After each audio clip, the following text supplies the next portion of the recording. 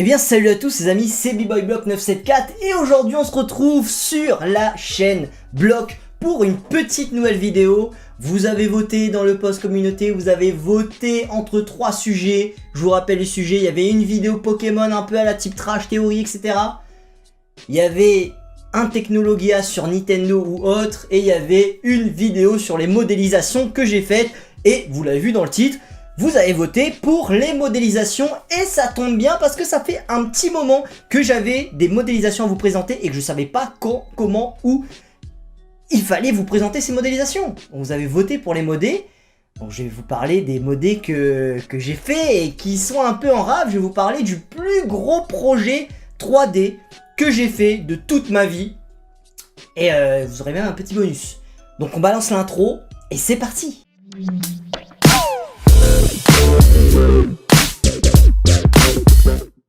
Alors, juste avant de vous parler du plus gros projet 3D que j'ai entrepris tout seul, je vais parler un petit peu du petit bonus. C'est entre guillemets l'un aussi des gros projets que j'ai fait en 3D. Cette fois-ci, je n'étais pas tout seul. Je vais passer des petites images.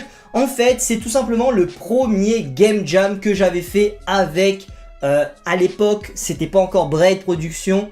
Braid Studio, pardon, à l'époque, c'était pas encore Braid Studio. Ou Braid Game, je sais même plus comment on a appelé ça. C'est pas grave. Mais à l'époque, c'était pas encore Braid. On était juste moi, Thomas, Jérôme. Et à l'époque, il y avait Yvong, Charles et un autre gars que je me rappelle plus son prénom. Donc c'était notre tout premier Game Jam. La toute première Game Jam que j'ai faite de toute ma vie. Et c'était pour moi l'un des premiers gros projets 3D que j'ai entrepris. Et j'en garde des bons souvenirs, c'est pour ça que j'ai voulu vous en parler un petit peu. Alors en gros, vous allez voir les images, de toute façon, les petites vidéos qui vont passer en même temps. En gros, dans ce Game Jam là, déjà, ce qu'il faut savoir, c'est que on avait quand même réussi à être dans le top 3. On est arrivé 3ème. Bon, les 2 premiers jeux, il faut dire ce qui est... on avait quand même eu un jeu, je trouve, qui était quand même meilleur dans le concept, mais on s'est un petit peu fait niquer par rapport au thème. Et dans ce Game Jam là, le jeu qui en est ressorti, c'était le jeu Kanou. Donc le jeu Kanou que je vous ai déjà parlé sur cette chaîne, pardon. Donc l'un des premiers vrais jeux en 3D dans lequel j'ai eu une participation, qui peut le dire, assez intensive. Donc moi dans ce jeu là, je m'étais occupé de plusieurs choses au niveau de la 3D. Je m'étais surtout occupé des animations et du rigging. Donc en gros, animer les personnages, animer les animaux, animer les objets, etc., etc. Et riguer, entre guillemets, riguer, je vous l'ai aussi déjà expliqué sur la chaîne, c'est quoi. Donc en gros, le rig, pour ceux qui ne le savent pas, c'est tout simplement créer le squelette du personnage 3D qui va permettre de l'animer. Donc tu crées un squelette avec des bones, donc des os, et tu crées tout simplement des contrôleurs pour pouvoir animer ta modélisation. Donc ça, c'est le rigging. Et aussi le skinning en même temps. Le skinning aussi vous l'allez voir en vidéo. En gros, le skinning, c'est par rapport à ta jonction, par rapport à ton bones, par rapport à ton os, à ton articulation, appelle ça comme tu veux. Comment va réagir ta modélisation. Donc c'est vraiment sous forme de peinture. Donc le noir, ça réagit pas. Le blanc, ça réagit. Le gris, ça réagit plus ou moins. En gros, c'est ça le skinning. Ça va avec le rig. Donc moi, je m'étais surtout occupé de ça dans ce Game Jam là, mais aussi je m'étais aussi occupé un petit peu de quelques modélisations, un petit peu d'intégration aussi dans Unity pour le niveau, et on était aussi testeur de notre propre jeu. Donc si t'as jamais joué à Kanou, je te mets un petit lien en description, tu peux aller sur le Itch de Braid, et tu peux aller télécharger Kanou gratuitement, parce que c'est gratuit, par contre ça joue que sur PC. Et il te faut 4 manettes. Et il faut être 4 joueurs.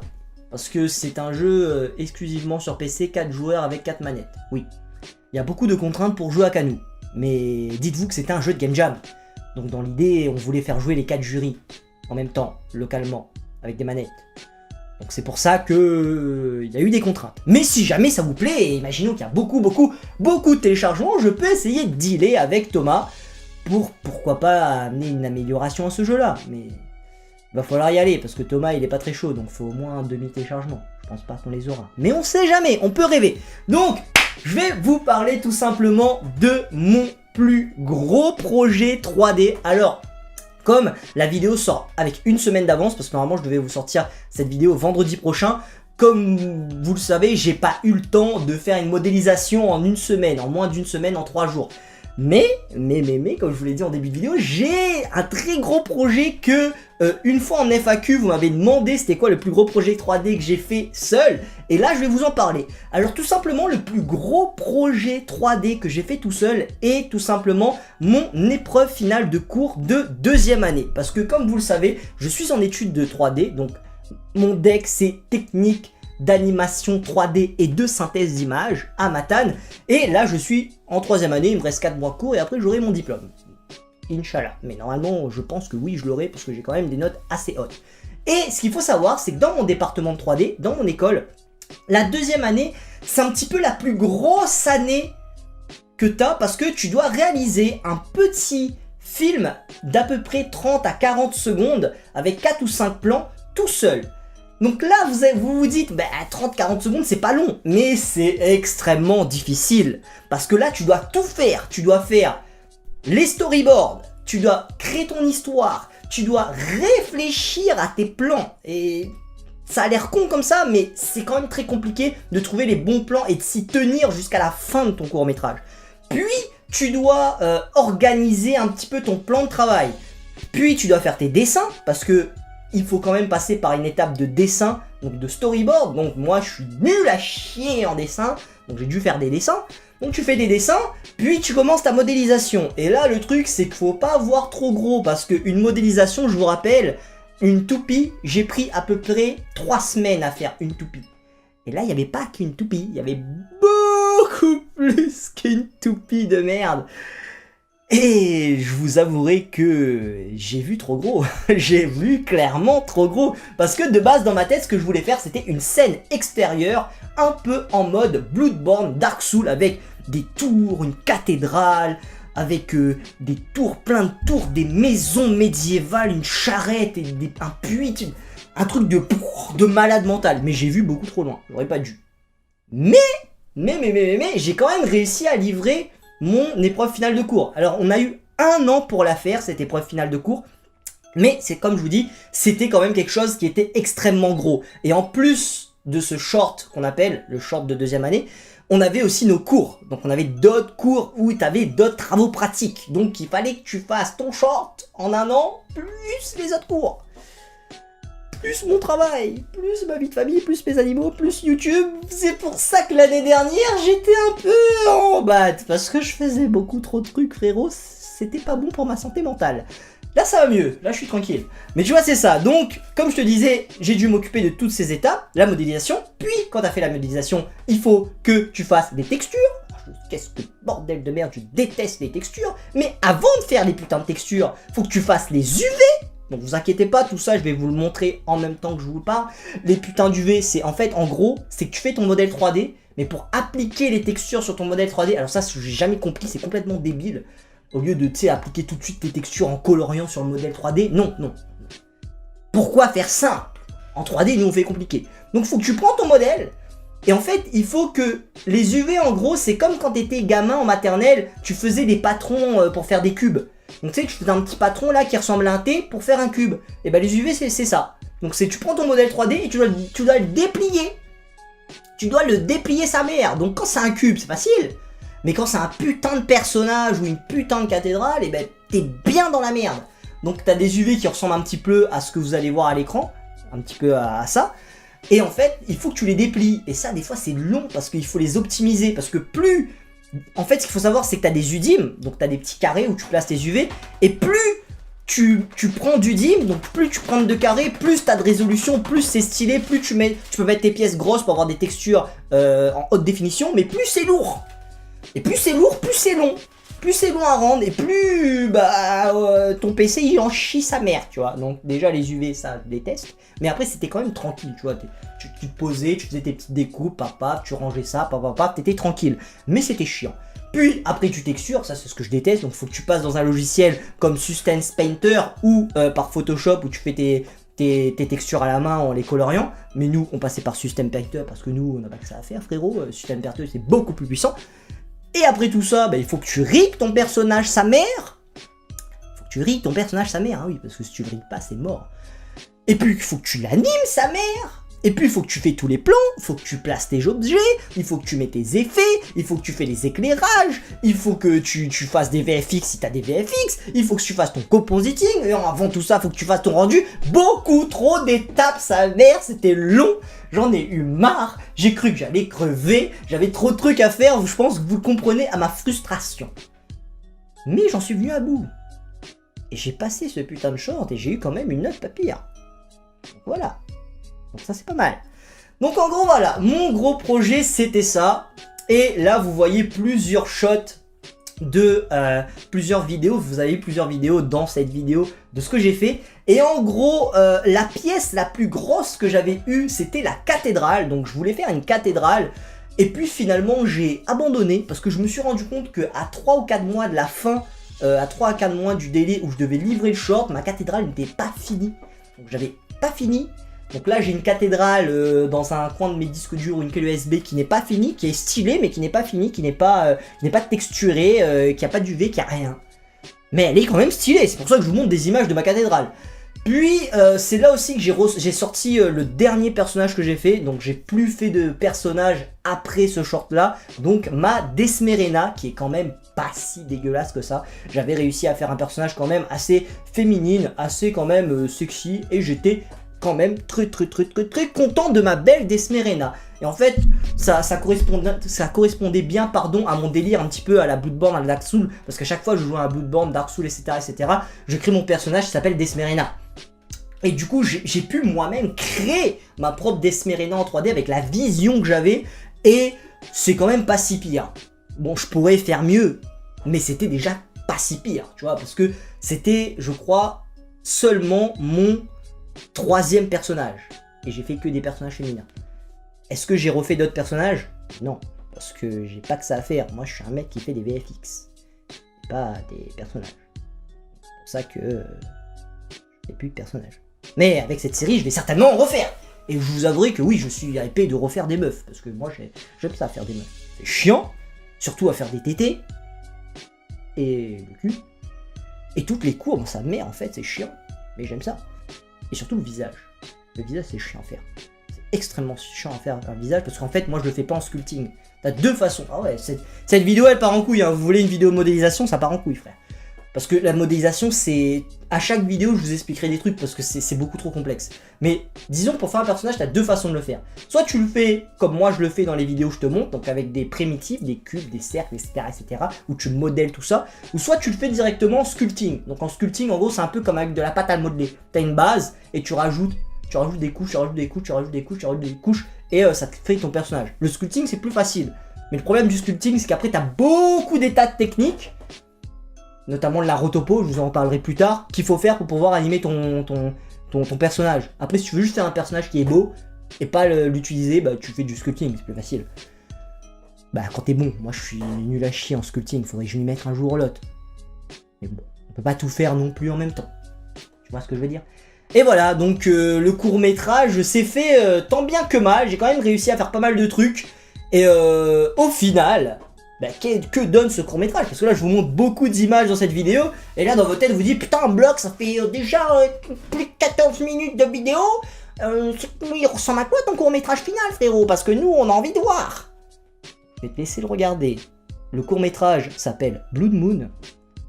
J'ai tout fait. Un petit 45 secondes ou 50 secondes de pur bonheur. Blood Moon, par bloc, j'ai tout fait tout seul, alors t'attends pas un truc de ouf, frérot. Mais pour quelqu'un qui a fait tout ça tout seul, c'est quand même déjà pas mal. Donc je te le balance, Blood Moon, c'est tout de suite.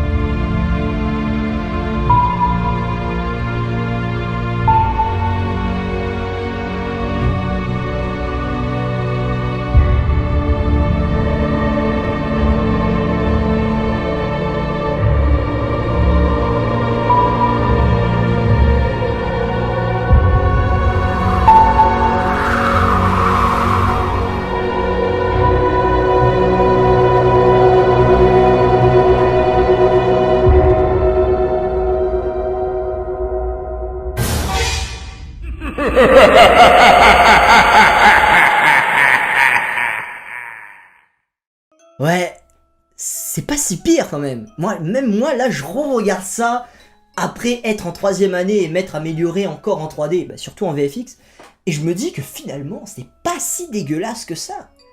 J'ai réussi à rendre un truc quand même pas dégueu. Vous trouvez pas, vous? C'était quand même classe. Pour un mec, bon, c'est sûr que c'est pas le truc de ouf. Mais pour un mec qui a fait ça tout seul, c'est pas mal. On a un petit truc quand même. Moi, je trouve qu'on a un petit truc. Et moi, c'est quand même un projet que... C'est vrai que dans mes souvenirs, ça m'avait cassé les couilles de le faire. Je voulais vraiment en terminer. Parce qu'en fait, surtout, ce qui était chiant, c'est que j'avais pas le temps de le travailler, tu vois. J'avais tous mes cours, j'avais 7 ou 8 cours à faire des travaux pratiques. Et je voulais mettre du temps là-dessus, mais je voulais pas me ruiner ma vie. Donc si j'avais du temps libre réellement et que j'aurais pu mettre beaucoup de temps libre sur ce court-métrage, moi personnellement je l'aurais terminé beaucoup plus vite. Je l'aurais terminé en 4 ou 5 mois. J'aurais pas fait un projet d'un an parce que pour moi c'est beaucoup trop long. Ou même en 3 mois si je faisais 10 heures par jour dessus ou au moins 4 heures par jour dessus. Mais ça le truc, c'est comme c'était beaucoup étalé, moi ça m'avait saoulé et je souffre un petit peu du syndrome de l'ennui. Je m'ennuie beaucoup en 3D. C'est-à-dire quand je travaille trop longtemps sur un projet, ça commence à me casser les couilles. Et c'était ça le problème de ce petit short là, c'est qu'au bout d'un moment j'en avais marre. J'avais plus envie de voir ce short, j'en avais marre sa mère. Mais finalement c'était quand même une bonne expérience. Et le résultat final est quand même pas si dégueulasse que ça, je le trouve quand même cool. Donc cette vidéo va se conclure là-dessus. Dites-moi ce que vous en avez pensé. Ah oui, juste avant qu'on termine, petit teaser, petit bonus. Je me suis remis au dessin parce que je me suis rendu compte qu'il y avait un petit potentiel à exploiter, même si je suis nul à chier. Il y a quand même un petit potentiel à exploiter. Donc, ce qui se passe, c'est que maintenant sur ma chaîne gaming, que j'ai renommé le dojo de bloc, je mets aussi les timelapses de mes dessins. Et vous pouvez aussi retrouver mes dessins sur Twitter. Donc, n'hésitez pas à vous abonner à mon Twitter. Placement pour mon Twitter, comme ça, direct. Donc voilà, là je me suis remis au dessin, doucement, sûrement. Dès que j'ai un petit peu de temps libre, j'essaye de dessiner un petit peu sur Photoshop et tout. Là, bah, justement, vous allez voir en même temps que je parle un petit peu la vidéo de mon premier dessin de reprise où j'ai fait une silhouette de femme. Si jamais ça vous intéresse que je vous montre les dessins que j'ai déjà fait numériquement, parce que j'en ai fait quand même... Ouais, j'ai fait quand même quelques petits dessins, j'ai dû faire à peu près une petite dizaine de dessins pendant mon parcours scolaire. Donc si jamais ça vous intéresse, bah je pourrais vous les montrer dans une prochaine vidéo, n'hésite pas à le dire en commentaire. Eh ouais, Bloc, ça me tente de voir tes dessins, wesh. Sinon je les mettrai aussi sur Instagram ou sur mon Twitter, hein. Ça peut se faire, donc suis mon Twitter, sa mère, et mon Instagram. Et voilà, je pense qu'on va conclure cette vidéo, une bonne petite vidéo de 20 minutes pour parler de la 3D, pour parler un petit peu de mes projets, etc. etc. Je te laisse choisir la prochaine modélisation que je vais faire. Donc, il y a les commentaires, tu peux faire des propositions, tu peux demander des toupies, tu peux demander des armes, tu peux demander des personnages, même si ça me tente vraiment, vraiment, vraiment pas de faire un personnage pour l'instant. Bon, après, si c'est une meuf bien gaulée, Bulma, c'est 18, un truc du genre, on fera un effort. Mais putain, qu'est-ce que j'ai pas envie. Ok, donc s'il te plaît, me donne pas autant de souffrance tout de suite. On va y aller tranquille, tu vois, s'il te plaît, on va y aller tranquille. Donc voilà, tu peux proposer la future modélisation qui sera faite en vidéo. Moi, je te remercie. Et je te dis à la prochaine, n'hésite pas à commenter, n'hésite pas à liker, n'hésite pas à partager sa mère. Et bien entendu, me soutenir sur mon YouTube. Parce que là, c'est la merde. Si je veux faire des modélisations, si je veux faire des trucs du genre, c'est la merde. Là, frérot, tu regardes une pub de 30 secondes, ça me donne 3 centimes. Il y a 10 personnes qui font ça, ça me donne 30 centimes, 100 personnes, 3 euros, etc. etc. C'est pas mal, tu vois. Au bout d'un moment, je pourrais peut-être m'acheter une vie. Ce serait cool. Et si jamais t'as un petit peu plus de sous, bah tu peux carrément acheter un de mes t-shirts de ma nouvelle marque, la détermination, notre meilleure arme pour avancer.